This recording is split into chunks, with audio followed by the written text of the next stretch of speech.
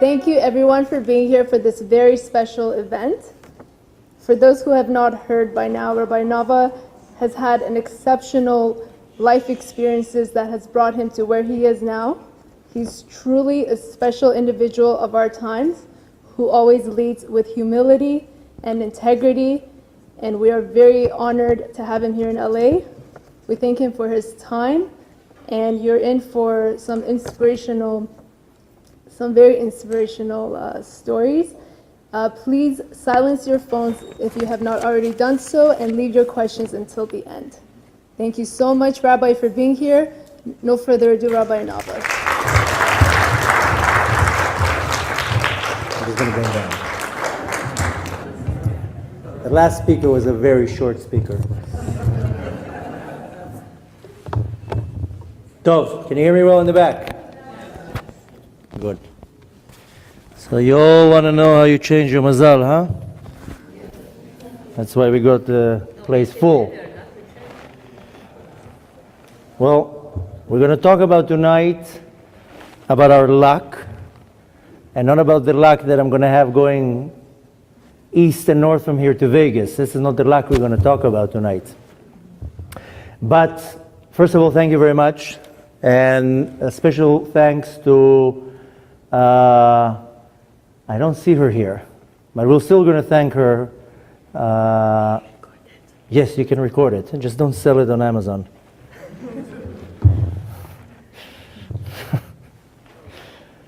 But a very special thanks to Rose, who organized the evening and set the place up, and I don't see her here. You can't hear in the back? Maybe you're not listening. Let me see. Wait a minute. Okay. How about now? Better? Okay. Louder? Louder or higher?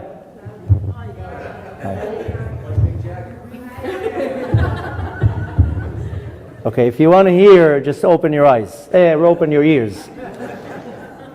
I was once invited to a lecture, and they offered to serve dinner while I talk, and I told them when my mouth is moving like this, the ears don't function well. So when you want to hear something, it's about listening. I always tell my kids to do something, and then when they don't do it, I say, "Why didn't you do what I told you? You didn't say that. I didn't hear you." So I said, you didn't listen, not you didn't hear. So we hear things all day long, we just choose not to listen. That's a whole different thing. So don't worry, I pick up as I go. So first, Bemet, a very special thanks to Rosie that organized the night, and thank you all for coming. And we chose a topic tonight that is very sensitive to everybody, because every person that I speak to, they feel like they don't have good luck, or that they did something and now God is punishing them, and how can I change my luck? And first, just to get one misconception out, is God doesn't punish anyone. God is not a third grade teacher that will smack you on your hand because you talked and will put you in timeouts. This is not God. God doesn't punish anyone, rather you punish yourself. And I know there's the teachings of Maimonides, of Rambam, was saying that there is the concept in the Torah of sachar ve'onesh, of a reward and a punishment. But really, God tells me what to do. He gave me a book. The book is a manual. You use this manual and you'll be fine. It's basically giving me a list of advice. And if I'm now going to bang my head at the wall, you know what's going to happen? I'm going to get a headache. Because there's a reaction to every action that I do. And if my action is a positive action, then the reaction will be positive. And if my action is a negative action, then the reaction is going to be negative. That's how it works in this world. And when people say God is punishing me, God is not punishing anybody. Rather, He tells you, you did a stupid action, excuse my language, you're going to get a reaction. That's how it is. Try it once. Wake up in the morning, smile to somebody, and you'll see that most likely that person will smile back at you. And on the other hand, be mean to somebody, you'll see that most likely that's the reaction you're going to get. So what I put out there is usually what I get. So first of all, it's extremely important to understand, because a lot of people have a very big misconception about God. God is the ultimate good. God is not a person sitting in the heavens. Sometimes you tell people the word God, they imagine this old man sitting with a long beard in the heavens, giving orders, throwing people into hell. That's not how it is. God is the source of life. It doesn't have a shape, it doesn't have an image, it doesn't have anything that we can relate with. If I have to compare God to anything, which I can't, but just to understand, let's compare God for 1 second to the sun. So the sun is a floating ball of fire somewhere in space that is radiating light, and I can't do anything to affect the sun. Doesn't matter what I'm going to do. 7 billion people are on this planet. Nobody can do anything that will affect the light of the sun. The sun is constantly projecting light. If I move away from the sun, then I'm going to go into darkness. If I'm going to be in a room and I'm going to start closing the shades, closing the windows, closing the drapes, I'm the one who's turning off the light right now. I'm the one who's segregating the light for coming in. The sun did not get diminished. The power of the sun did not change.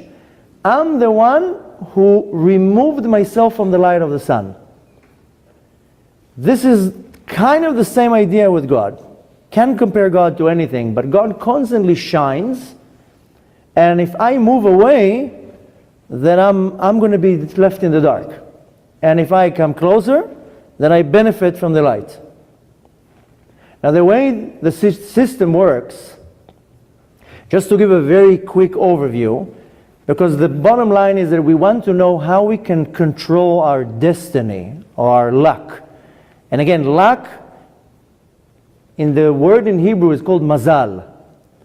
It's not the luck that you want to have when you go to Vegas. It's a whole total different thing, which we're going to talk about it tonight, Bezrat Hashem. But we're going to make, first of all, a short overview of the system, the spiritual system, how it works. So for us to understand how I can actually later on relate with my Mazal. So first we have to understand that our soul is built from 5 components, from 5 levels. The highest level of the soul is called Yechidah. Yechidah, it means unity. It comes from the word in Hebrew, Yichud, not Yachid. Yachid in Hebrew is one, single. But Yichud is a very strong unity. This piece of the soul that is called Yechidah is 100% connected to Hashem, to God. You can't separate it. Doesn't matter what you're going to do, that piece is a piece of Hashem. The next level, 1 level down, is called Chaya. Chaya is also called in the Kabbalistic term Tselem. If you remember in the book of Genesis, in the book of Bereshit, it says, B'Tselem Elokim Nivra Adam. In the image of God, man was created. That's what gives us not our shape, rather the resemblance to the master of the universe. This tselem, this chaya, is a very holy part of our soul that cannot penetrate into the body. Some people call it an aura. We call it, the Kabbalistic term to that, it's called or mekif, a surrounding light, something that cannot come in. It's too holy, it's too great. It cannot even fit into the body. These 2 pieces of our soul are very unique and separated pieces from the entire part of the soul, and these 2 pieces are in the world above. Then we have another 3 levels of our soul that are called Neshama, Ruach, and Nefesh. Neshama is the highest level, then Ruach, then Nefesh. These 3 pieces, they penetrate into our body. The Nefesh is in our blood. That's why you see that anywhere in your body that you're going to poke your body, you'll see blood is going to come out.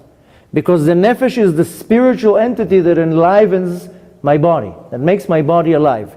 If you take now the Nefesh out of the body, that's when a person dies.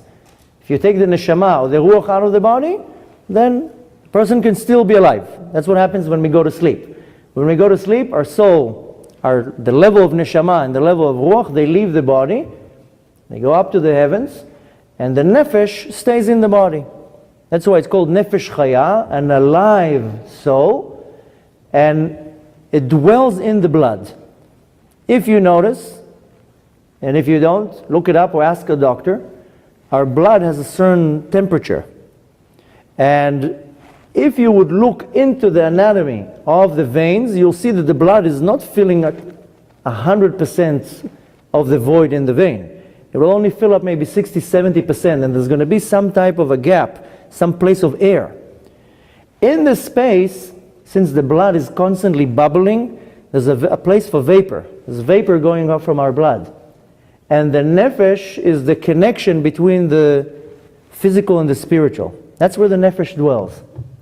Now the nefesh, which is the lowest level of our soul, it holds the mold of the body. The body is built on the nefesh. You know, somebody took me here, not this time, last time I was in Los Angeles, they took me to some street here, where all the stars, they put their hands on the floor, and there's like stars, you know what I'm talking about, right? Hollywood. So, and I was looking and I was like, look how funny, like you see the shape of the hand because they pressed it into the cement. This is called a mold. So the nefesh is the mold from my body, which means that my nefesh, I get my shape because the nefesh looks like that. So this is a lower level of our neshama that has some type of a shape, because a neshama, a soul, is a spirit, has no shape. The nefesh actually has a shape, and the body is built on the nefesh. That's why when you dream of somebody, if you notice, dreams are very, very weird, because in dreams you don't really see. You don't use your eyes when you dream. If you notice, there's not even sounds in dreams. There's no language in a dream. You have an understanding. It's not even a vision, it's an understanding. I understand, an awareness. But every now and then in a dream, there'll be a very powerful awareness and you'll see a face, a familiar face. I'm sure it happened to you that you dream, and you dream that you're with your father, it's not even your father. Or you dream you're in your home, it's not even your home. It just looks different. But every now and then you'll see an image of a face. That's because the nefesh has a resemblance to the mold of the body. And the nefesh dwells in the body, and it dwells in the blood. And again, that's why everywhere you're going to poke in your body, you'll see blood will come out. The story says that when Cain killed Abel, he didn't know how to kill him. He wanted to kill him, but he didn't know how. He knew that he needs to get the nefesh out of the body. So the Midrash says that he stabbed him 300 times. 300 times he stabbed him because he didn't know from where the nefesh will come out. But the reality is that if a person medically loses a certain quota of blood, he dies. Because the majority of the nefesh left the body. So the nefesh is the lowest level of our soul. That's the level that we most correspond to. Now the next level is called ruach. Ruach will be translated as spirit. What enlivens us, what gives us the ability to be alive. That's why we talked about it in the last couple of lectures, that we don't even notice, but what keeps us alive is breathing. Some of you attended the lecture yesterday and the lecture last week, and we talked about the breathing, that if I don't breathe, I can go without food for a couple of days, I can go without sleeping for a couple of days, but I can't go without air for more than 2 minutes, 2-3 minutes. The air is what sustains me. And if I don't have air, then I will die. Same thing in the spiritual level. If I don't have connection, a spiritual air, which is my connection to God, then I suffocate, spiritually suffocate. So this level of the neshama, which is called ruach, spirit, that's what enables me to have life. Then the next level up is called neshama. Neshama is the soul. And this is already a much higher level of the soul. But these three levels of the soul, neshama, ruach, and nefesh, are in my body. For the ones of you who were in the lecture yesterday and last week when I talked about my own near-death experience, and I explained that right before I died, that I knew I'm about to die. And I always say I knew that I'm about to die And I quote that people ask me, how do you know you're about to die? And I explain that the Zohar teaches that 40 days before a person dies, it's announced in the heavens that that individual is about to die. 30 days before the person dies, this piece that is called Chaya, the Tselem, which is built from thousands and thousands of components. The way to know how many pieces my Tselem have is how many days I'm alive. If a person lived till the age of 80, take 80, divide that in 365, plus the days of the leap years, and the amount that you're going to get, probably like 40, 50,000, that's the amount of pieces that the Tselem has. And for our terminology to understand what it means, take now a picture with a digital camera, and then put it on the computer and enlarge the picture, and you'll see the pixels. And when you're looking at the pixels, nothing makes sense. You'll see a brown square, a yellow square, an orange square. They don't make sense. When you minimize it and put it together, now you suddenly see a picture. This is kind of equivalent to the Tselem, to this fourth level of the Neshama, or I should say more the second level if you're counting from the top. So it's built from thousands of pieces. Every day I'm supposed to refine one piece. When I come down to this world, I get a whole list of things that I need to do. And every day I'm supposed to refine one piece of this Tselem by doing good acts, by being kind to another person, by following the commandments of the Torah. Doesn't matter if I'm a Jew or not a Jew, the Torah is for everybody. And every day I'm supposed to refine one piece of my Tselem. And if I did, when I go to sleep, my soul, my neshama, and my ruach, they go up to the heavens to do a list of things. The first thing that I need to do when I go up to the heavens at night, then exactly like when my phone dies at the end of the day, I plug it in, then my soul has to go up there to get plugged in. At the end of the day, the reason why you're tired is not because you worked hard, and not because you had a long day. You're tired because your soul is tired. It reached its capacity, what it can do that day. It ran out of energy. And the proof to that is that you see sometimes people, they're out for 2-3 days. I don't get tired.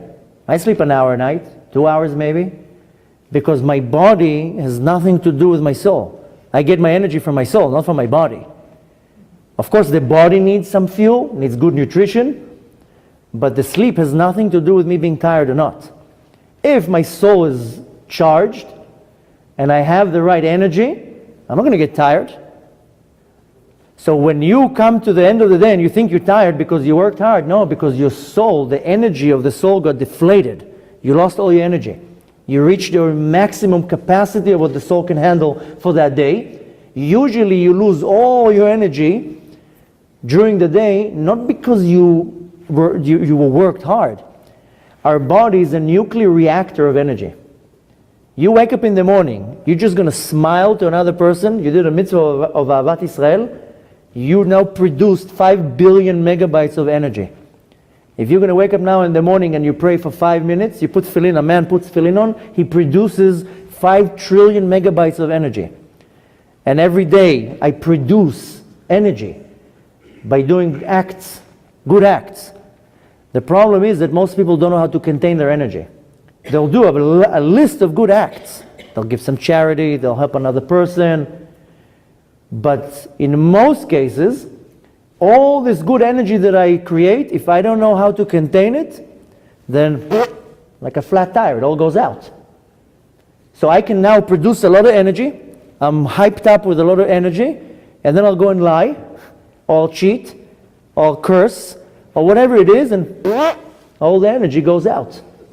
So I'm producing energy all the time, but I'm not holding it. And then comes the end of the day, and throughout the day I lie 50 times, and I cheat 50 times, and I judge people the wrong way, and I lose my anger. And I'm not talking about going and killing somebody. I'm talking basic things that we all do every day.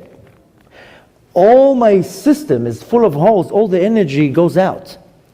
I'll be tired at the end of the day. Sometimes you're tired already in the middle of the day. So you start going to Starbucks and taking shots, like as if that's going to make a difference. Most people, they lose their energy by 11 o'clock in the morning. They're already tired, and they don't understand why I'm tired, because my system has no defense to hold all this energy, as all the energy goes out. The worse from that I become vulnerable to other people's energy. So I will talk to another person, and that person will suck on my energy. Sometimes I talk to someone, they tell me, I can't hang out with her. She sucks all my energy. That friend, she literally wipes me out. She tires me out. He, it doesn't matter. I have nothing against the women. Even though they really know how to suck that.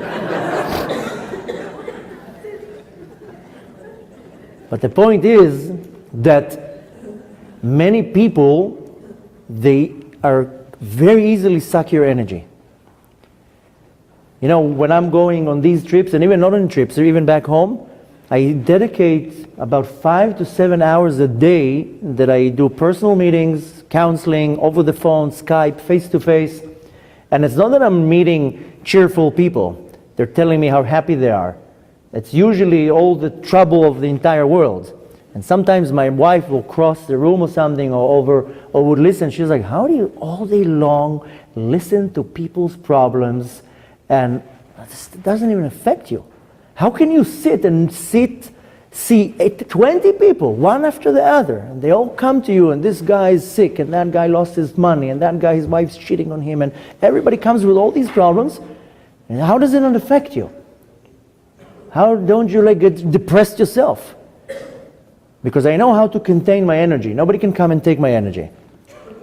That's why most people are sad and depressed, and they have anxiety and they're anxious, because people suck their energy. So now I'm running on air. I'm not even running on my own energy. So I'm a mass producer. I'm like a nuclear reactor of producing energy. A small act that I do, I produce all this energy. But if I'm going to go now and make one type of any sin, all the air goes out, all the energy goes out. And what will be the effect? Physically, I'll be tired. Physically, I'll be very jumpy and agitated and upset, and I lose my temper. And that's why you drive in the street here, somebody cuts you off right away, some words fly out of your mouth. Why? Why? I never understood that. Somebody cuts you off and you start shooting all these words. Shem Yerachem, these words. You just curse that person with all the diseases. You should die and your mother should burn. And what is the mother going to do with him? Sometimes I drive, I take a cab, and somebody on the road, it cuts him out or something, and the curses. I never understood that. You should get cancer in your head. What is this your business now? You need this medical record now? Where does it come from? Why would somebody now outburst in such anger and hate? Because the body is irritated and agitated. More than that, it will cause the person to be sad, depressed, heavy, lonely. It's not, nowadays, literally, I'm not chas v'shalom making fun of anybody, but 90% of the world is depressed. I'm not chas v'shalom, I'm not attacking anybody, I'm not putting anybody down. It's just because people don't know how to contain their energy in a healthy way, so it's affecting them. Now, we're totally sidetracked, but comes the end of the day, I'm wiped out. I just want to crash on the sofa already. I just want to pass out on the bed. If you listen to a lot of my lectures, you see that I constantly repeat the concept of saying Kriyat Shema al Amita at night, the bedtime Shema. This is like the wonder power of all the problems. And everybody tells me, comes already 11 o'clock at night. I barely can talk. I just want to just kamikaze on the bed. And telling me now to read a 15-minute prayer? So what happens is that at the end of the night, I'm so weak and tired. It's not because I worked hard, not because somebody annoyed me, because my soul is depleted to the minimum of the minimum of the minimum. The battery of my soul is completely out. There's nothing there. There's no energy. But if I know how to contain the energy, I don't need to sleep much. I come from the city of Mekubalim, of Kabbalah. Our master, our teacher, the holy Arizal, he never slept. The story says that he used to put his head down like this for a few seconds, and that's it. Just to get his thoughts together, and that's it. And not that I'm trying to compare myself to anybody. I don't sleep much. And not because I'm busy, because I need an hour. An hour is good. 2 hours. Why? Because the soul is energized. Nothing is taking my energy, and I'm containing the energy. And we're going to talk about it a lot, because that's what has to do with this Mazal. And again, Mazal has nothing to do with luck in Vegas. We're going to get to that in a minute. So when I go to sleep at night, my soul, first of all, needs to get charged. The more it depleted, or I don't know if that's the right word to say, the more it ran out of energy, the more it will have to stay up there. That's why you see sometimes people, they sleep for 13 hours. You need like a bulldozer to get them out of bed. Now, if you know how to prepare yourself before you go to sleep, then you don't even need to sleep too much. You know, the proof to you, if your soul went to the right place at night, is how you wake up in the morning. If you wake up after 5 hours full of energy, then you know your soul went to a good place that night. If you wake up after 8 hours, 9 hours, 10 hours of sleep, and you wake up tired and sad and depressed and heavy, your soul was not traveling to the right place at night. It went to the wrong place. Now, we're totally sidetracked, but it's important to know. So when I go to sleep, my soul, my neshama and the ruach, they go up there. A, to get charged. B, they write a journal. That after 120 years, when I go up, they show me, here, you wrote your entire life. You know, I gave you before the example, I talked about it yesterday and the day before. I constantly talk about it because that's the mother of all flat tires in the spiritual world, is the concept that is called a lie. Shekel. The world above is called Olam HaEmet, the world of truth, because there's no such a thing as a lie in the world above. There's only one reality up there. In this world, the Holy Book of Zohar calls this world Olam HaSheker, Alma Deshikra, the world of deception. Everything here is a lie. And even people come up with all these excuses. It's a white lie. A white lie. I want to know who is the board that sat together and decided that a lie is going to be white. Why couldn't it be blue? I want to say a blue lie. Green lie is a little bit worse than a blue. Red lie is like the worst. Who invented this white lie? A lie is a lie. You know, exaggerating is a lie. Now, why is a lie one of the worst sins in the book? God cannot stand liars, because He created a reality, and now you're coming and distorting the reality. And you're saying, I'm not happy with what you created. I have to distort it. Besides the fact, and we're going to talk about it a lot, that when a person lies, he removes himself from the reality of the truth of the Master of the universe. And I told it so many times, I'm just going to repeat it again and again till you get the point. 7 years ago, B'ezrat Hashem, in a month, we're going to celebrate Yom Kippur, the Day of Repentance. 7 years ago, I came back from the synagogue. After 25 hours, I was in the synagogue. There's no point of really coming home. There's no meals. There's nothing to do. Better to sit in the synagogue and just pray. So I came back. After we put the kids to sleep, my wife and me sitting and having a cup of tea. And I tell her, did you make a new resolution for this coming year? And she tells me, yes, I decided to start praying. I decided to do this and that. And then she tells me, do you have a resolution? I said, yes, I decided this year to stop lying. I mean, you? You don't lie. So that, oh, I lie. I lie all day long. I lie to everybody around me. And then I have the chutzpah and I lie to God, like as if He doesn't know. And worse of that, I lie to myself. And I decided to stop lying. So I went and invested a whole $1 and bought a little notebook. And every time that I said a lie, I wrote the lie and the time. And at night, when I sat down on bed and I read Kriyat Shema L'Mitah, the bedtime Shema, I pulled out this horrible notebook to find 40, 50, 60 lies every day. Nonsense. Real nonsense. Not big lies. Sometimes you're driving to a meeting, you see, the GPS tells you you're going to be there in 20 minutes. Customer's on the phone. Where are you? I'm there in 5 minutes. No, you're not, you liar. The GPS says it's 20 minutes. Just say, I'm sorry, I left late. I'm going to be late. I'm very sorry. Why are you now covering it up with, I'm there in 5 minutes? And then after that, don't ask, there was so much traffic. There wasn't any traffic. Why are you lying? Now, if you really monitor yourself, you'll see that all day long. That's what we do. And I said, you know what? I don't want one lie coming out of my mouth. You know, in the religious world, people are fanatic about what goes into their mouth. They will check with magnifying glasses, leaves, to see that a microscopic bug is not crawling on that leaf. I'm not joking. Go to a kosher restaurant, you'll see what they do. They're washing with lights. They're looking like this. Not too long ago, I was at somebody's house. They gave me a date. I opened the date and I go like this to see in the light, to see if I see a worm. She was like, are you out of your mind? What is this psychotic person looking? So, people go fanatic of what goes into their mouth.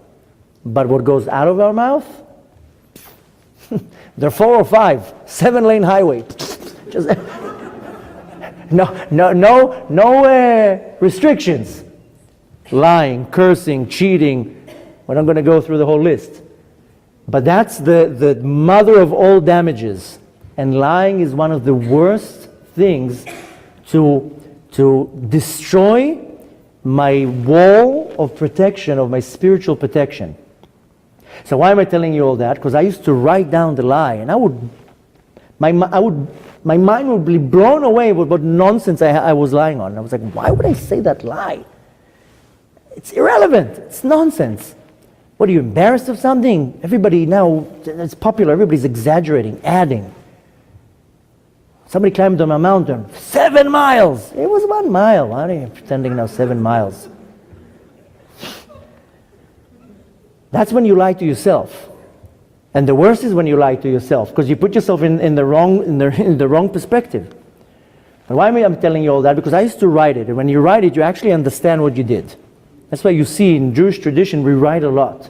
You go to a grave of a tzaddik, you write. Because when you put it in writing, you're actually bringing it down to the reality. Now when the soul goes up at night, it writes a journal. I woke up in the morning, I lied here, I cheated there, I cursed here. Then after 120 years, they tell you, this is what you did. This is the records that we have. More than that, the soul goes to testify in other court cases in the world above. But mainly what the soul goes up to is to take that peace that I talked about, the tselem, that daily peace, that daily pixel, goes to deliver it up. Now if you didn't do anything that day, anything positive that day, then it's like AT&T, it rolls over to the next day. So now you have 2 pieces to refine. And if you didn't do that, then it will roll over to the 3rd day, and now you have 3 pieces to refine. That's why you see that sometimes people at some point in their life, they want to get their act together, they want to become a better person. Oh, now challenges from here till tomorrow. They can't handle it, the weight, because I can only handle one at a time. Now you're giving me a whole year full of these pieces to refine and to elevate. Then it becomes much, much harder. That's why you see that people have a lot of struggle when it comes to working on themselves. They want to get rid of a bad character trait. It's almost impossible. You know, when I became religious, I mean, now I look like a nice guy. If you would meet me 16 years ago, you wouldn't find such a nice guy. And it took me a lot of years to refine myself. Not to do the mitzvot, not to do the commandment, to refine myself. Stop being angry. Stop being judgmental. Stop cursing. Stop bullying other people. Stop creating frictions and fights and gossiping, and all day long we're busy with all this junk. And that's refining my soul. Now when I come to refine myself, the reality is that we all share a lot of character traits. And one character trait that we all have is a character trait that's called anger. We all have anger. Some people, they get angry like that. Some people, they're a little bit, slower to get angry. But every person has a certain line where you cross it and that's it. Some people, the anger is on a daily basis. That's a character trait. It's something that I'm born with and I have to refine it. And the more I neglected it, the harder it will be to refine it. So really at night, my soul goes up to the heavens to deliver this peace that I refined. And then this level of the soul, that is called neshama, it's entered into a very high realm, and it gets joined with the Chaya and the Yechidah, the highest levels of our neshama. Mainly that's where it draws its energy. That's why if I did not do what I'm supposed to do the entire day, if all my day was focusing on cheating and lying and cursing and tricking other persons and judging other people and the whole list, I'm just giving you a few, then the soul cannot go up. It's like an air balloon that it's nailed to the ground, and in order for the air balloon to go up, you have to release all the nails. That's one of the many reasons why we say the bedtime Shema is you do tshuva, you clear it out so the soul can go up. And if the soul goes up at night to its source, then it gets replenished. That's why it comes back to this world. We say in Hebrew, kochot mechudashim, renewed energy and power. You wake up in the morning, the Torah says, Bria Chadasha, a new creation. I was created again. That's if I did everything good at night, and that's when, if everything went right when I was sleeping. And if I don't wake up like that, it means that something went wrong during the time when I was sleeping, or my preparation when I went to sleep. Now, why this whole preparation, this whole introduction is so important? Because the level of the soul that is called Yechidah, the highest level of the soul, it's connected to the master of the universe. It's like a general. It sits in the war room and it sees everything from above. I was in the Israeli army and I started as a regular soldier. And sometimes you're sitting somewhere and the commander says, go over there. Okay, we go over there. 2 minutes later, no, go over there. But you just said to go over there. Shh, orders. And you don't understand. As a soldier, you don't understand. Attack here. Go over there. You don't understand. But you take orders. Because you know that somewhere there's going to be a commander, and on top of that commander there's a colonel, and on top of that colonel there's a general, and the generals are all sitting in the war room and they see everything from above. They don't see you as a soldier. They see battalions, 20,000 soldiers. Okay, move that battalion over here. Move this battalion over there. Same thing, this piece of the soul, the Yechidah, is sitting in the headquarters and it sees everything from above. Now, when it sees everything from above, it sees the plans of the master of the universe. We all have plans. You can call it a destiny. You can call it however you want to call it. But God has a plan for us. There's a sketch. Now, before I'm even born, everything is decided. Who I'm going to marry, how many kids I'm going to have, where I'm going to live. But what is decided is the general idea, the major plan, and the little details, that's for me to decide. When I was trying to explain that not too long ago to somebody, they couldn't understand what I'm talking about, and I tell them, listen, if you build such a building, look at this beautiful room. When they built it, they made a foundation around the room. I'm not an engineer, but probably there's some type of beams that are holding this entire ceiling. But look at this room. 2,000 or 3,000 square feet of a big, large room. Now I can take this room now and leave it as a one big room. Now I can't really move the poles, I can't move the foundation, but I can actually come to this room now and I can build here 20 rooms. I can divide now this room however I want. The foundation, the structure is the same, but the breakdown inside is it's depending on me. I can have here 2 bedrooms, 5 bedrooms, 20 bedrooms, 1 room. I can do whatever I want here, as long as I have the foundation. Before I'm born, what is decided is this foundation. Where I'm going to live, how many years I'm going to live, who's going to be my wife, who are going to be my kids, where I'm going to live, all these little things. But in between, the rooms, so to say, that's really up to me. I can start forming and designing it. Now, if you're looking at the plans, then you are able to see God's plan. If you're able to look at these plans. Now, all these plans of the Kadosh Baruch Hu of Hashem is sitting in the headquarters. Because when Hashem created us, when God created us, He decided everything to each and every one of us. The Midrash explains that when the mother and the father are together, the moment that the woman gets pregnant, there's nothing there yet. She just got pregnant. a certain angel comes down, takes the drop, goes with that drop to the Master of the universe, and says, God, this drop, what's going to be its destiny? What's going to happen with this drop? Drop mean because it's not even an embryo, it's not even a body, there's nothing, it's just a drop now. And the angel asks, is he going to be rich? Is he going to be poor? Is he going to be tall? Is he going to be short? Is he going to be brave? Is he going to be what? And the Midrash says, everything is up to Hashem, akol bidei shamayim, besides yirat shamayim, chutz mirat shamayim. Hashem decides everything, besides it gives that individual the option of choosing whether to fear Hashem, not to fear, to tremble, rather to respect, or not. So it's basically up to us. Now, all this information is sitting in the headquarters above. Mazal comes from the word in Aramaic, nazil. Nazil means to drip. In Hebrew, when you have a leak, it's called nezilah. Something nozel. When you have a running nose, it's called nozelet. Something drips. The acronym of Mazal has 3 letters, Mem, Zayin, and Lamed. Mem stands for Makom, space. The Zayin stands for the word Zman, time. And Lamed stands for Limud, for Limud means to learn, what I take from. Every situation in my life I learn something. If I don't learn from every situation in my life that I wasted 5 minutes or 10 minutes or an hour, every situation in my life is for me to learn something. To take from it information, dissect it, and learn some type of a lesson from that. So the word mazal comes from the word linzol, to drip, because what happens is that sometimes in that level of the yechidah, there's a nezilah, a drip. Some information is coming down, it's trickling down. And whatever is receiving it can hold that information. That's kind of where we have dreams.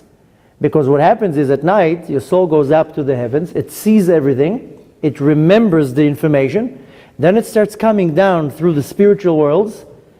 The first spiritual world that we know of is called Olam HaAtzilut, the world of emanation, even though we know of many other spiritual worlds above that. But the 4 known ones are Atzilut, Bria, Yetzirah, and Asiyah. Atzilut is the world of emanation. Then comes down another world called Bria, of creation.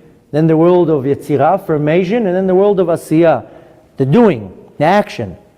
Between the world of Atzilut and the world of Bria stands an angel and slaps you on your way down to forget what you saw. And then it comes down into the body.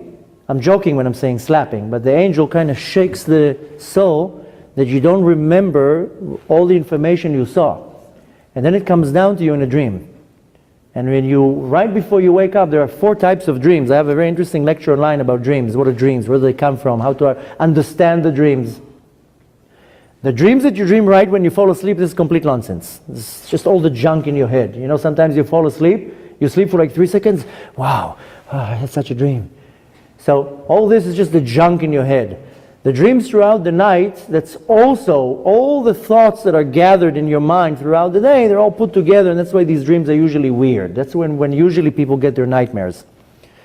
But the dreams in the early hours of the day, and the dreams right before you wake up, these are the real dreams. And usually 2%, 3%, 5% of the dream is going to be real. It's real information, just scribbled. So you don't understand what it means. The more you refine yourself, the more you don't have anything that is impure.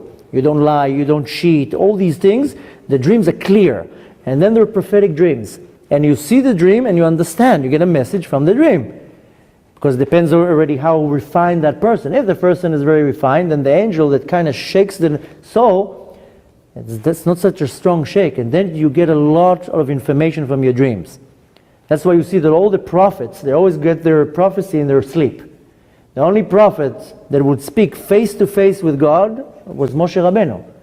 Moshe Rabbeinu would speak to Hashem when he was alive, when he was awake. All the rest of the prophets would get their prophecy at night, when they sleep. So we're all can reach a level of prophecy. If I really work on myself, I refine myself, My diet is 100% perfect because my diet is extremely crucial to my connection to the Master. And everything that I do is based on truth and integrity and humility. Humility from the word of being humble, not to just humiliate myself in front of people. Then my soul gets refined, sharp like a razor. And then the information that comes from above is very sharp and clear. That's why you see the more the person is refined, the dreams that he gets at night, he or she, are much more clear because they're prophetic dreams. And if the person is not, then the dreams will be just one big salad, a mishmash of information. And then of course nothing makes sense. And hear a word or hear a face, and then you can't make ends meet. It doesn't make sense even. So what happens is that all this information, it leaks down from the headquarters down the chain, so to say, to my soul. I'm sure you all once experienced the concept that is called deja vu. I've been here. I've been here. So you're not crazy. It's a spark, because your neshama saw already the plan and it forgot. And then for whatever reason, there are many different reasons why, but for whatever reason, suddenly you get the spark and, oh, I remember that. So for 3 seconds, I was here. I remember the scene. And then it evaporates away. So I don't think you're crazy. I don't know how to call it in any other language. I mean, everybody knows deja vu. But the reality is that everybody has them. Some people have them a lot, some people have them less. The truth is that it's totally natural, it's totally normal. When a person is very, very refined, they don't have the deja vu, once a week. They constantly see everything in a way that, this is familiar. Now, when the Yechidah, when the soul is holding all this information, it's basically holding my destiny, my Mazal. Why do we call it Mazal? First of all, there's a lot of question, is in Judaism, do we really believe in luck? What do you mean luck? That's why I said the luck is not what I go to Vegas and I play the roulette. That's not luck. Rather, I have a roadmap. God already planned my roadmap. I have the ability to tap into it, or not to tap into it, or to distort the information on the way. And that's already in my control. Now, really, in order for me to change my luck, again, and we'll use the word mazal, not luck, we're going to talk about that in a minute. First, I have to understand how I relate with it. Now, I gave you the example before of the sun. That the sun, doesn't matter what you're going to do, you're not going to change or affect anything in the sun. The fact that I'm moving away from the sun, I'm just getting myself away from the light. Now forget even the sun. Look now at the microphone. Now I'm talking to the microphone, you can hear me. If I'm going to move away, you're not going to hear me the same. So the same idea here is that I'm the one who I remove myself from the spotlight, so to say, from my destiny, from my mazal. How do I do that? By cutting the chain, that through that chain I get all my, what's called shefa, abundance. Now I explained many times, I'm just going to repeat it very fast. Rabbi Shimon Bar Yochai says in the Zohar that between my soul and God, there's a spiritual rope that connects my soul to God. Now, the same way that the physical rope is built from many thin strings, then this spiritual rope is built from 620 strings. Spiritual strings. Now, 620 corresponds to 613 mitzvot in the Torah and 7 mitzvot from our sages. Now, if I follow these channels, if I now connect these channels, the reaction will be that the abundance that I'm supposed to get, I have a clear path. And if I choke it, or I suffocate it, or I cut it, then I'm stopping from this abundance to come to me. If I'm a business owner, I will accept cash, checks, American Express, MasterCard, PayPal, gold, camels, whatever you want, just pay. I don't know any businessman that says, I just want to get checks. Yeah, but you're losing 90% of the markets of credit cards. No, I don't want credit cards. So who's suffering from that? You, because now you cut off 90% of the payment forms. You want to have all the payment forms. Somebody comes and presents an American Express, we take. MasterCard, I accept. PayPal, sure. Why? Because I want to make sure that in any type of channel throughout I can get my sustenance, then it's there. These are these channels that I'm supposed to create. The abundance, the shefa, this energy that comes to me from above, from God, has to come through these channels. They don't come from one channel. One channel, I call it channels, but one channel comes my sustenance, my money, my parnasa. Another channel, my health. Another channel, my common sense. Another channel, me being happy, my happiness. If I start choking all these channels or cutting them, then the abundance is not coming to me. Now what happens is, now I'm trying to go from the back door and says, let me change my luck. My luck is not good. Who said your luck is not good? Your behavior is not good, not your luck. If you would have now a direct line to God, He would tell you, your luck is perfect. There's nothing wrong with your luck. What's wrong is your behavior. You are now choking the channels, the streams where you get what I'm supposed to give you. You move away from the sun. If I'm moving away from the sun, I can't complain to the sun. Let me change the sun. You can't change the sun. Just move closer. That's how it is. So we're going to separate now into two options. A is leaving the luck as it is, trusting that God wants to give me what I'm supposed to get, but changing my actions. If I change my actions, by default, the abundance that I'm supposed to get is going to be completely different. In a minute, I'm going to talk about changing the luck. But let's first concentrate on staying with what I have. There's a Mishnah, a teaching, an oral teaching that says, Ezu ha'ashir ha'sameach bechelko. Who is a rich person? The one that is happy with his portion. When I'm happy with my own portion, doesn't matter what it is right now. I'm happy with my wife, I'm happy with my kids, I'm happy with the apartment that Hashem gave me, I'm happy with my job. If I'm happy with what I have, I appreciate what I have, that's what I'm creating the channel, the option for Hashem to start giving me. If I'm whining all day long, Hashem doesn't want to give me nothing. Not that Hashem is stopping from giving me. Don't get me wrong. Don't think that Hashem is now being angry, saying, I'm not going to give you. I'm the one who's choking the channel. Baruch Hashem, I have 6 kids. They're all very, very sweet and I love them all the same, but they have different character traits. One kid is very happy with anything that I'll give him.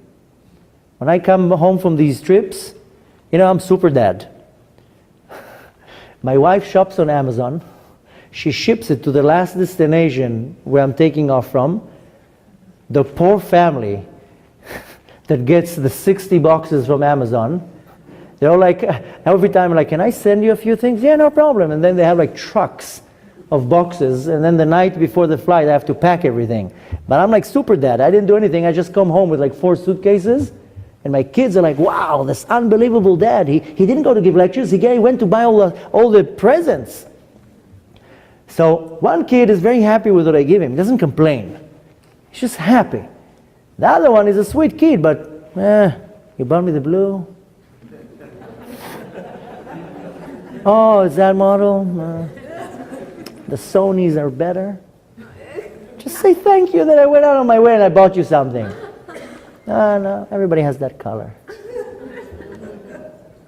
And it's not that he's a bad boy, he just doesn't know how to appreciate what he gets.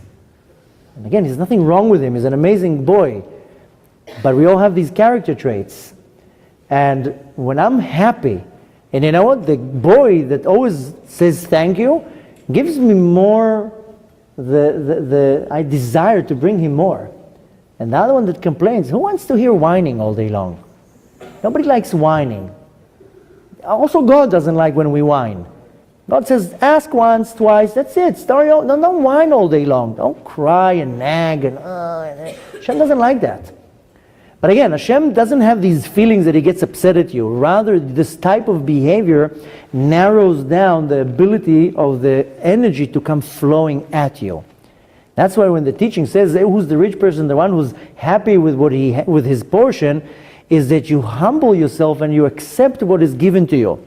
The more you humble yourself and you accept what is coming to you, good or bad, that's when you actually open the option of getting, of receiving.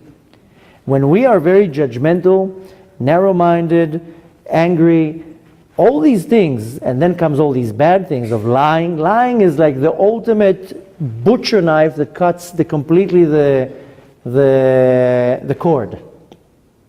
Because again, I told you, you're taking Hashem's reality and you're distorting it. God doesn't like that.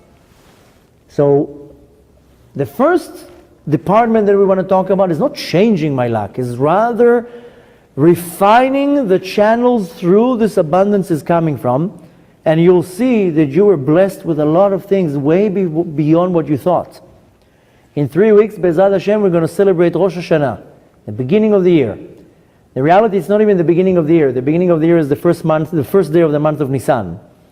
That's why we call it Rosh Hashanah, not Tchilat Hashanah. Tchilat Hashanah is in Hebrew the beginning, and Rosh means head. Rather means that on the first day of Tishrei, the head is the brain. That's where everything is held there. But on that day, we all stand. We call it Judgment Day. We stand in front of God now with my files, and I'm going to. That day, everything in the next year will be decided for me. If you look at the text that we read in the prayers, it says who's going to be rich, who's going to be poor, who's going to be healthy, who's going to be not, who's going to die, chas v'shalom, who's going to live. That's the day that it's all decided. If you would have some type of a way to read that record, you would see that you were blessed with so much. Just that I'm on the receiving end, stopped this abundance from coming to me. I'm the one to blame. So really, I don't need to look how to change my luck. Rather, I need to know how to refine the channels, these tubes, that will be completely clear, not going to be any blockage or any dirt in between, that this abundance can come very, very clear, very fast, very good. You know, if you remember, I'm sure some of you do remember, 20 years ago when the internet first came out, remember how we had the connection to the internet? It was dial-up. Remember AOL and the other one, don't even remember the name. But the connection was a dial-up connection. Remember? You would connect the computer, had this funny noise, like that. Remember? And it took about 10 minutes to send an email. And you would write the email and sit like this and see that line turning around. Oh, the email, I'm getting an email. I see something coming in. Literally, it would take 10 minutes to send an email. And that was like excitement. The whole family would sit down. Wow, who did you send the email to?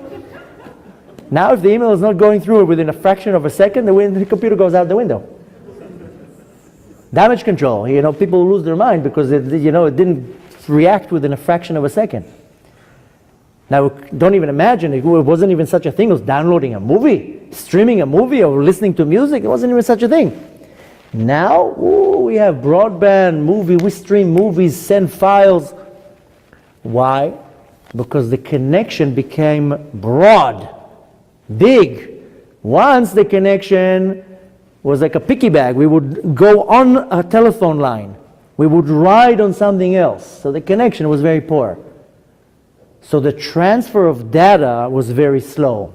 I wouldn't call it even a bad connection. It's not like a phone that you couldn't hear. It was take a long time to move the data from one side to another. Now you move the data fast from side to side. That's because the connection is broad. That's the whole thing. I don't need to change my mazal. I don't need to change my destiny. I need to broaden the channels through these channels that the energy come through. I can have the most amazing wife. If I have bad communication with her, she's going to annoy me. She's going to get me upset. I'm going to be wanting to come home. There's not going to be any chemistry.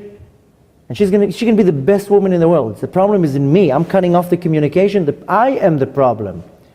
And that's the problem with most people, is that we create our own bad luck, so to say. It's not that there is bad luck or good luck. I create the screens that stop that abundance from coming. If I lie all day long, I'm going to stop any blessing from coming into my life. If I cheat, if I curse, if I slander, if I cheat in business, all these little things, what I do is I'm choking these channels. There's no broad, there's no band, there's nothing. There's just a very small connection. So what's going to happen? Then I'm not going to have success in my business. Money's not going to come my way. I'm not going to have a good relationship with my wife because there's no communication. My kids are not going to listen to me. They're not going to respect me. People in the world are not going to respect me. Or whatever it is. Not that I need respect. I'm just saying my entire reality changes suddenly. And the one who's responsible for that is me. Because our motion in this world is a motion of taking. We're all created with an ego, and the ego is what drives us is to constantly take. We are takers. I come into a relationship, what is it in for me? Business deal, how much money am I making here? Very few people then, when they come to a scenario, is like, what can I do for you? How can I help you? How can I make room for you? So the attitude is constantly about me and me and me. Where am I getting? He hurt my feelings. Sometimes I counsel couples. They come and sit with me. He hurt my feelings. I told you not too long ago I had like a long day full of meetings. One guy walks into me to the meeting and he tells me, Rabbi, my wife is driving me crazy. Can't handle her. 2 minutes later he tells me, Rabbi, my boss, I hate him. He's bossing me around. He's this, he's that. Then 2 minutes later, my kids, they don't give me respect. They don't listen to me. And I have to listen to that for a whole half hour. Half an hour later comes a different guy in and he tells me, Rabbi, I have a problem with patience. I have no patience to my kids. Then he tells me, I have a problem with anger. I constantly get upset at my wife. And I have a problem with being judgmental, so I have a problem with my coworker. And I was like, wow, look what he's saying. He keeps saying, I have a problem. I have a problem with anger. I have a problem with being judgmental and I'm impatient. And I was like, wow, you got your answer. By understanding that you have the problem, not somebody else. So really when you want to look at it from a very universal way, you don't need to change your luck. There's nothing wrong with your luck. What is wrong is your behavior, not your luck. And if you want to be smart, you're not looking for ways to go like that, how to change my luck. Rather to say, what am I doing that I'm actually choking and cutting off these channels, that through these channels, the abundance that I'm supposed to get, I'm not getting. That's the way a person needs to think. Now, we're going to take a short break and to go to a different angle of saying there is actually a way to change your luck. Because what is really your luck? I told you the acronym is Zman, right? The mem is Mazal, Makom, Zman, and Limud. Hashem puts me in a certain place, and He puts me in a certain time. You know, when Hashem wanted to create this world, He had to create two things, space and time.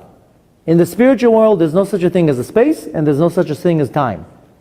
For the souls, for the angels. So when God wanted to create this world, He had to create two things, space, to put this world in, and time. So everything will be bound to time. Now comes the third element, is limud, is what am I learning from this situation? Hashem puts me in a situation, not to curse, and to hit, and to get upset, is to say, whoa, let me pause. Let me see what was going on here and let me learn something out of that. And if I apply something from what I learned, I get a V. I'm a winner.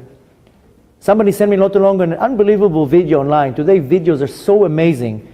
And you see this video, it came in different versions. That you see two cars going. One car, you see a girl texting while she's driving. And in the other car you see an older woman with a baby in the back. And then they're about to crash and they stop.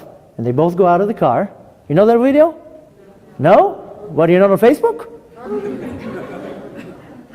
I'm not on Facebook and I know the movie. Anyways, so their cars stop and they go out, and the more mature lady says, why are you texting while you're driving? She's like, I'm sorry, I didn't see. And they're kind of like arguing, and then she says, I'm sorry, it's too late. And they go back into the cars, and then the scene goes and they crash.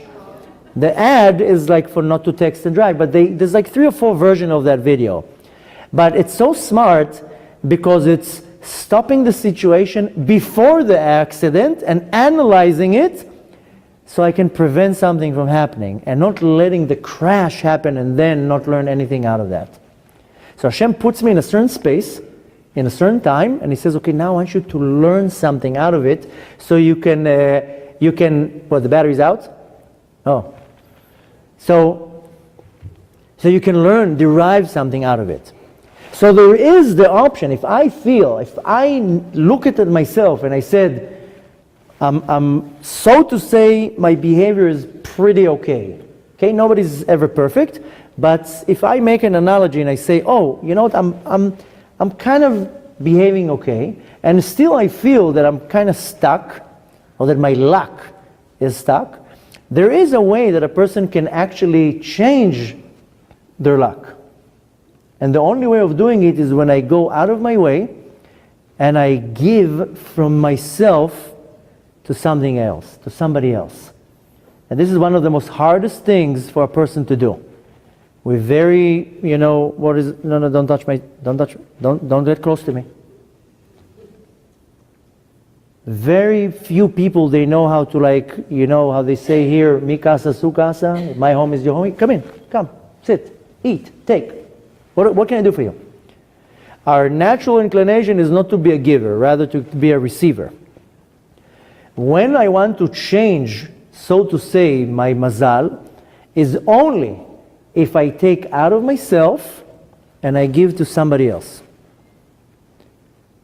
I gave that example so many times, but I'm going to repeat it again, that Baruch Hashem, we have the zchut, the merit. We opened a beautiful women's center in Israel, where we have mature ladies, 40s, 50s, 60s, 70s, when they become observant, they want to learn Torah, they come to our center. And there's no such a thing really in the world, because younger ladies, they go to a seminary, they go to a place where they can learn.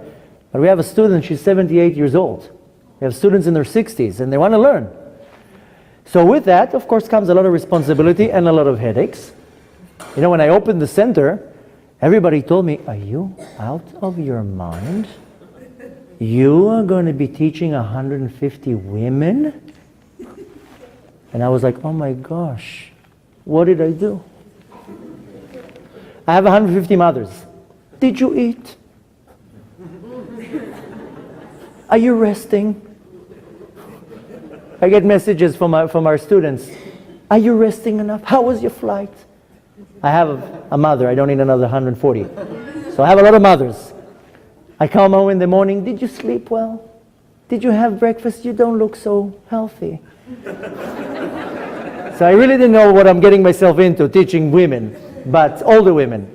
But anyways, they're amazing ladies. But the point is that one time was a night that unfortunately one of our students, her husband was abusing her, was becoming very violent, and she had to run away from the home, came to our house, 1 o'clock in the morning, knocking on the door. We had to hide her in our home. The police came. It was a whole scene. We had to be up to like 4 or 5 in the morning. The husband was threatening and calls, and the police was there, and it was a whole night. Okay. The next day, since my night was not going so smooth, the next day I had to push a meeting in the morning to be a little bit later.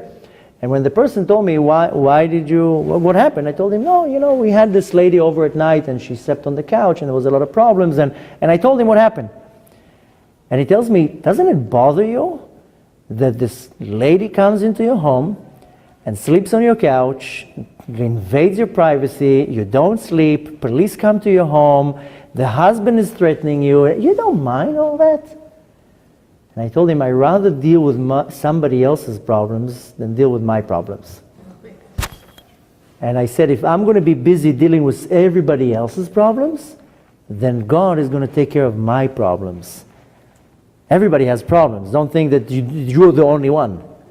Everybody's like, oh, my problems are the worst. The reality is that everybody has problems, and if we would now put all the problems here on the table, nobody would want to switch problems. Everybody would be like, okay, let me stay with my problems.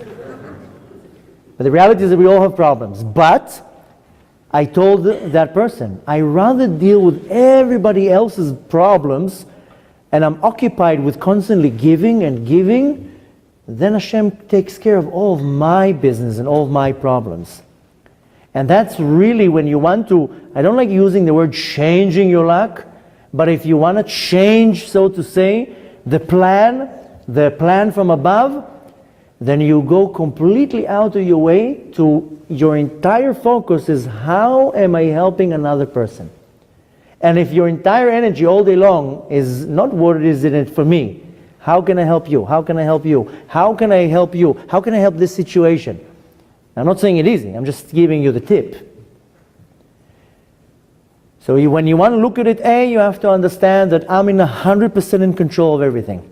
Yes, there is a percentage that a lot of people say, okay, so why do you see that person is sick and that person is suffering and that person, chas v'shalom, died when they were young? 10%, 15, 20% is just how it's supposed to be, and it doesn't matter what you're going to do. That's the decision from above, and that's what's going to happen. But the rest is totally up to me. If I am experiencing something negative in my life, most likely I'm the one who cooked it. That's how it is. That's why within the word Mazal, the last letter is Lamed, goes for Limud, because I don't learn from my own mistakes. If I repeat the same mistake over and over and over, then I'm the one who's going to suffer from that. So really I have to take responsibility and be very, very true. That's why I kept repeating before about the lying. You can't be successful in anything if your theme is about lying. And I'm not attacking anybody, and I'm not going to chas v'shalom saying anything bad about anybody. Lying is sometimes when you lie to yourself. To be 100% honest with yourself. To be able to lay the information on the table and say, that's the reality. I'm not happy with it, but that's the reality. And when you know how to be 100% honest with yourself, then you know how to present the situation, you know how to fix. So really when you want to look at how am I changing my luck, don't try to change it, just change yourself. Your luck is very good. God is very kind. He wants to give everybody health and sustenance and good communication and good relationship and everything. Hashem is not mean. Hashem is not sitting in Shamayim saying, okay, let me see, I'm going to torture her. That's not how it works. Hashem is the ultimate good. God only wants to be giving and giving and giving. And even if I make some bad action, it's not that now Hashem is upset. I'm not talking to you for the whole day. It's not how God reacts. So rather I have to, instead of trying to change my luck, is changing me. And I have to come once a day, look in the mirror, and be true to myself. You know, most people wake up in the morning, they look in the mirror, and they're like, wow. Look at that. Hashem really outdid himself here.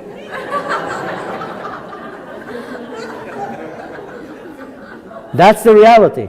We don't say it with words, but we look in the mirror, we're like brushing our teeth, like, and we're making all these poses, like as if, there's photographers on me. If somebody would come from the outside, be like, are you okay? And I can never do anything wrong. I mean, I'm like the epiphany of perfection. Everybody else is wrong. I'm the one that is right. Everybody has to get up when I come in. Nobody comes and stands in the mirror and says, you're a liar. You cheat, you steal, you take advantage, you get upset. So the reality is we have to look at ourselves, and I'm not chas v'shalom saying that I have to degrade myself and make myself a rag. But I have to be honest, and I have to look at the truth and say, okay, I can get better. I can get better here, I can get better here, I can get better there. So really what I want to focus on is changing my behavior. That's it, very simple. But when I want to add on that, it's only about how much can I give out for myself. And the more that I give out for myself, the more I make room to get more. That's how it works. And try that. It's not easy. But the more you give, but you have to give genuinely, not to give the check because you get the tax break. That's not how you give the charity. The charity you give because you want to. I'm going to tell you one story and we're going to finish just about the concept of the giving. There was once two merchants merchants a few hundred years ago. They were going from city to city and they made their business. On their way back home, it was already Friday. They knew they're about to, very soon will come Shabbat, and they saw that they're going to be very late. So they had to stop on the way.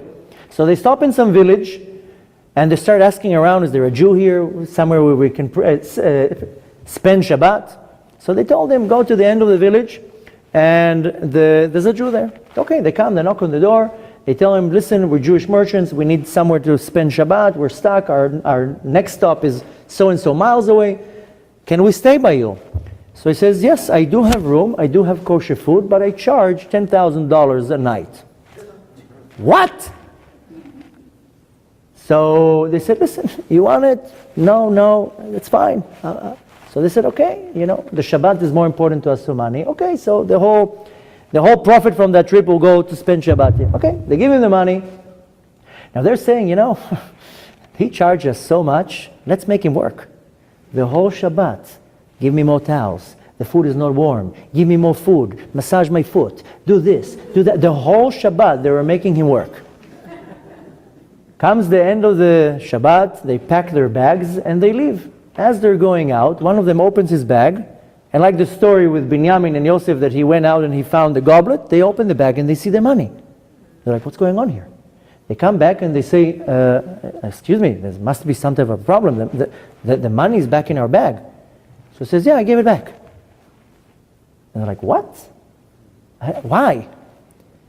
So he says, listen, if I would not charge anything, you would be sitting in the room, quiet, you wouldn't want to bother me. The whole Shabbat, you would not come out, you would not ask for anything. What kind of hospitality would you make me do? What kind of achnasat orchim I would do? Therefore, I charge you a lot of money. Now you made me really work for the mitzvah. You really made me do my hospitality. Now take your money. I don't need your money. I just wanted the mitzvah to be genuine. So when it's time for me to give, it's not to give because something is sitting here, because I want to. Now I'm dealing with my own stress all day long, with my own problems all day long. Everybody's dealing with problems. The way to get rid of it, or so to say, to change my luck is not good. I can't find my other half. I can't make money. I can't deal with my kid. As you go from the behind, from back door. And saying, what can I do to change? Let me go out of my way. Let me see where I can give. And the whole world was built on the foundation of giving. We just distorted it and we're constantly taking. What can I take from society? What can I take from the government? What can I take from here? And the whole situation has to be completely reversed. And when you are stuck in some type of a crossroad and you think or you feel that something needs to change here, it's only about giving. The more you give, real genuine giving, you're creating a capacity, a vessel to receive. That's how it works. And you try it, because the more you spit out, that's how you're able to take into yourself. So B'ezrat Hashem, we want to concentrate on A, you want to change yourself, not your mazal. B, if you want to already take it to the next level, then you go out of your way to see what can I do for the people around me, to my wife, to my kids, to my coworkers, to society, to this world, to humanity. And you'll see that that's how you're changing, so to say, your mazal, your destiny, your path. Because you're constantly busy with giving, then Hashem is going to be busy with giving you. Now it's the most auspicious time to do that, because now we're in the month of Elul, the month that we can make a change, that the power, the energy of this month is the energy of changing, of taking something, correcting it, refining it, and moving on. Besides the fact that in 3 weeks we're going to stand in front of the Master of the Universe and He's going to decide what's going to happen in the next coming year. My mazal is going to be now designed based on my behavior, based on my actions. Hashem is kind, He's telling me, I'm going to give you a whole month to work on it. Whatever you didn't do the entire year, do now. Whatever you feel that you failed or you were not able to do the entire year, now is the time to do that. And I know a lot of people, they tell me, they prepare on this month and they want to come to Rosh Hashanah and they're praying to Hashem, I need parnasah, I need sustenance, and I need this business to work out, and I need to find my other half, and I need this, and I need that. Nobody comes and says, God, that family over there, they have some marital problems, maybe you can help them. And that family over there, they're struggling with money, maybe you can help them. And that kid over there is very depressed, maybe you can send that kid a little bit of happiness. We never pray for somebody else. So the entire mind frame has to change completely. Is how am I helping everybody else? And don't worry, Hashem is going to take care of your needs. Much more than what you think. So next time, don't try to change what is already there. Enjoy what you have. Be very happy and very content and appreciate what Hashem gave you. And know that if you're lacking something, first look at yourself. Humble yourself. Say, maybe I damaged something here. That person doesn't want to do business with me. Maybe I did something wrong. Maybe I lied to him. Maybe I cheated him. Maybe he heard that I cheat other people. So it's always looking at myself. So what you want to take out from tonight, when you come to a lecture, is not only to hear some nice, interesting words or to get inspired, is you want to take something out of the door. If you leave in this room what you took to tonight, then you wasted your time. You want to take with you what you heard tonight. And what you heard tonight is you need to apply something. And what you need to apply is, what am I changing in my life to make more space for everybody around me? How can I open my spiritual doors to everybody around me? What am I changing? And you have to make a decision tonight, not the decision in 3 weeks when you're comfortable and everything's okay. Now you're saying, okay, I'm going to be much nicer to my wife. I'm going to be much more patient with my kids. I'm going to be much more courteous with my employers. I'm going to be much more friendly to my neighbors, whatever it is.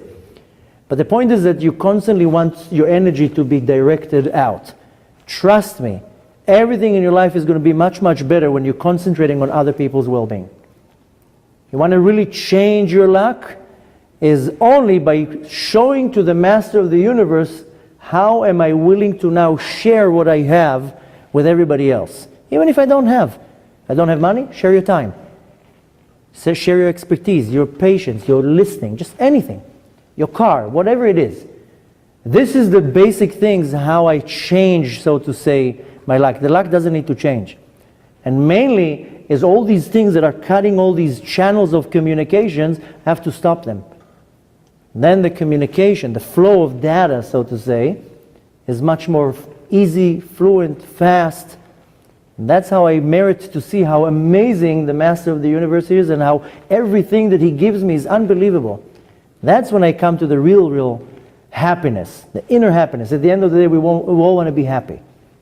At the end of the day, we're all seeking just this moment, just to be happy. I don't care what I drive, how my house looks, just happy. I want to be happy. Not fake happiness, not a band-aid that I'm happy for 5 minutes or for a day. The real happiness. And the real happiness is when I'm connected to my source. And my source is about how much am I giving. That's why I told you in the beginning of the lecture that the second part of the soul is called Tselem. Why? Because B'Tselem Elokim Nivra Adam. In the image of God, man was created. God is a giver. He says, I want you to be a giver. The more you are a giver, the more you are connected to your essence, the more true happiness you'll find deep down inside. I'm only going to wish you an unbelievable success in your journey, that everything that your heart desires should be fulfilled in the best way possible. Hashem is going to guide you to reach to your essence, so you'll be able to find the deep down part in your neshama, in your soul, to find this unbelievable happiness. And B'ezrat Hashem, Hashem will bless you with an unbelievable, successful new year, full of health and wealth and happiness and prosperity. And B'ezrat Hashem, Hashem should bless us all to see with our own eyes the coming of Mashiach. Should happen very soon with our eyes, and we should see the revelation of the building of the third temple very soon. B'ezrat Hashem, we'll see you all very soon in Eretz Israel.